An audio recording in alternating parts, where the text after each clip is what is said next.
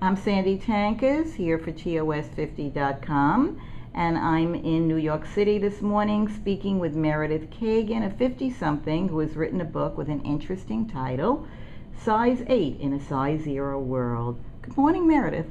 Hi, Sandy. Meredith, I know that at one time you were in marketing and you have had a career change. Why don't you tell us what brought about your career change? Well, I did marketing for an investment bank in private equities and raising capital. After 9/11, that sector went away. It was as if it never existed. So my options were to either wait for it to come back, which to date it has not, or to find something else I could do. I opted for the latter. Mm-hmm. I know that you went back to school. I went back to school to become a registered nurse, which was absolutely daunting. I was the oldest person in the classroom, and I had been out of a classroom for more than a decade. I have an MBA, but that was before the technology revolution, and it was scary being back in the classroom. In fact, that's how I started my book. Apparently, when you're under a lot of stress and pressure, people get very creative. I had all these ideas going through my head. Before I was able to sit down and study, I had to write those ideas down. Those ideas, over time, became my book, my story, Size 8 in a Size 0 World. The thing that I find so interesting about what you've done is that there are so many people in today's economy, particularly people in their 50s, who have been forced out of jobs. And you took the challenge and you moved on with your life, and I think that's such a good thing to do. Well, thank you, but you have to embrace change. You have to realize when something ends, it's over, and you have to move forward.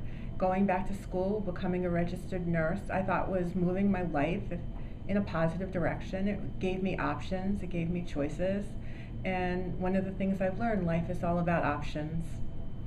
Well, since this is obviously your first book, and people often use their own experience in writing, how much of Size 8 in a Size 0 World is about you and your own personal life experience?